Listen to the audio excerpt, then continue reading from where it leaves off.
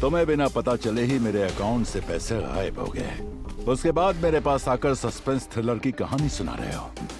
ऐसा कैसे हो गया ये किसी को पता भी नहीं चला। इस पर मैं यकीन कर लूंगा। यकीन कर लूंगा क्या? मेरे साथ टोना खेल रहे हो? शांत हो जाइए। जाओ, छोड़िए उन्हें। शांत हो जाइए। ये सब क्या कर रहे हैं आप? हमने इतने सालों से आपके साथ काम किया, हम भला ऐसा क्यों करेंगे? ये किसी और का ही काम है। प्लीज जीजा जी, समझने की कोशिश कीजिए।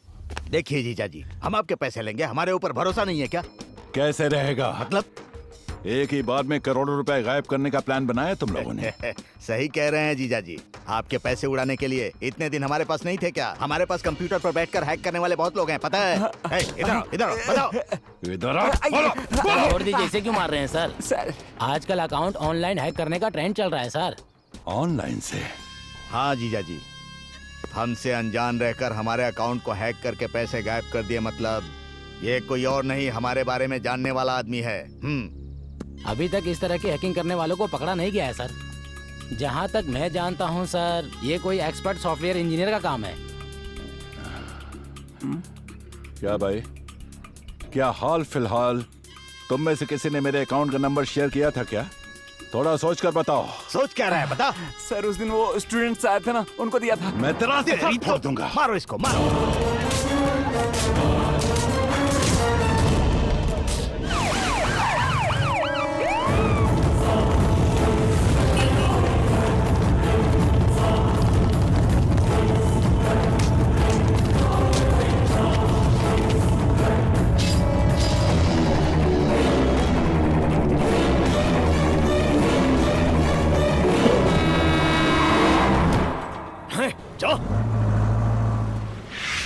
वो सारे लड़के मेरे पास हेल्प मांगने आए थे। फिर हमने किसानों के अकाउंट में पैसे ट्रांसफर किए और फिर उसी पैसों से हमने किसानों के लिए श्री राम साईं प्रोजेक्ट शुरू करने का फैसला लिया।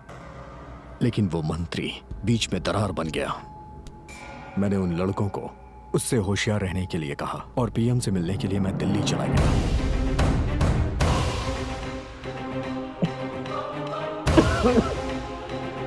Thank you. नमस्कार। बैठिए। Thank you sir. Let's come to the point. Tell me mister Satyagraha. जिन करोड़ों लोगों के दिलों में देश के लिए प्यार है, उन्हें शूट करने का ऑर्डर दीजिए सर। व्हाट? नहीं तो फिर हमारे नेशनल फ्लैग में से ये जो हरा रंग है ना, उसे हटवा दीजिए sir. What are you talking? Sorry sir, हमारे देश के सारे किसान मर रहे हैं। हमारे देश के झंडे में ये हरा रंग किस लिए? जबकि हम सब जानते हैं कि हमारा देश कृषि प्रधान है। 60% लोग खेती करके अपनी जिंदगी गुजार रहे हैं। हमारे देश को स्वतंत्रता मिले 72 साल हो गए हैं। कोई भी सरकार, कोई भी पक्ष, कोई भी पार्टी हमारे किसानों की तकलीफों के बारे में कभी ध्यान ही नहीं देती है सर। हमारे पास कुछ भी ना हो तब भी हम जिंदा रह सकते हैं, लेकिन अगर खाने को ना हो ना सर, तो हम इस दुनिया में जिंदा नहीं रह पाएंगे। अनाज की बहुत जरूरत है, लेकिन अनाज उगाने वाले किसानों की, उनकी तकलीफें, उनके आंसू कभी किसी को दिखाई नहीं देते हैं सर। ये बेचारे किसान फसलें उगाने के लिए अपना खून पसीना, यहाँ तक कि अपनी जिंदगी दांव पे लगा देते हैं, लेकिन उन किसानों की तरफ कोई भी सरकारें ध्यान ही नहीं दे रही। कानून, न्याय, नीति, सत्य, धर्म, ये सब किसानों के लिए किसी काम का नहीं है। जरूरत है तो सिर्फ उनकी परेशानियों पे ध्यान देना है सर। स्वतंत्रता के लिए जिन्होंने अपनी आवाज उठाई, वो लोग अपनी जान गंवाकर देशभक्त कहलाए हैं सर। लेकिन उसके बाद क्या? 15 अगस्त हो या 26 जनवरी, इन्हीं 2 दिनों के लिए लोगों के दिलों में देशभक्ति जागती है। और देश के लिए जो अपना खून पसीना बहा रहे हैं, उन किसानों को कभी कोई पूछता ही नहीं है सर। हमारी टेक्नोलॉजी भले ही कितनी आगे बढ़ जाए सर, लेकिन जिंदा रहने के लिए हमें अनाज की जरूरत पड़ती है, और वो सिर्फ किसान ही उगाता है सर। जो भी यहाँ सरकारी जॉब कर रहे हैं, उन्हें जिंदगी भर के लिए यहाँ की सरकारें पैसे देती हैं, उनकी जिंदगी कट जाती है, उनकी पूरी फैमिली के लिए हेल्थ इंश्योरेंस, दुनिया भर की स्कीमें हैं सर। अगर कोई कभी बीमार हो गया तो उसके लिए सरकारी ट्रीटमेंट, लेकिन हमारे किसानों के लिए क्या सर?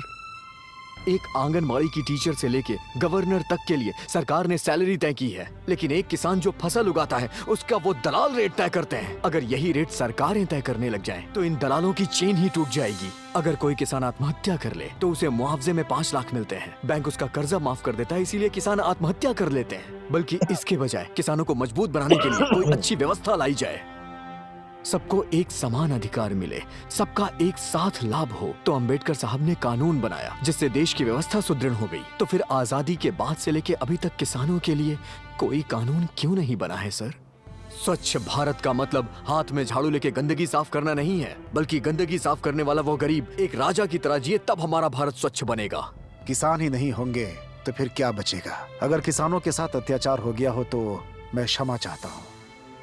कर्म करने वाले को ही फल प्राप्त होता है और तुम बिल्कुल उसी फल की तरह हो। वैसे तुमने गरीबों और किसानों के लिए जो आवाज उठाई है उसे देखते हुए हमारी सरकार किसानों के लिए सब कुछ करने को तैयार है। Thank you sir.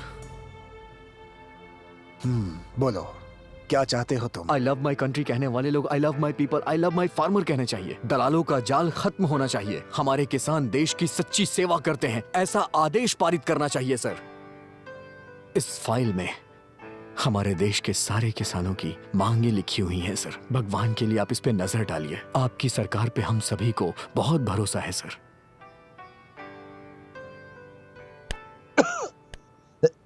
ठीक है, मैं इस विषय पर लोकसभा में जरूर चर्चा करूंगा। Thank you sir. नमस्कार। किसान देश के भविष्य होते हैं, उनकी सेवा ही देश की सेवा है, ऐसी मैं घोषणा करता हूं।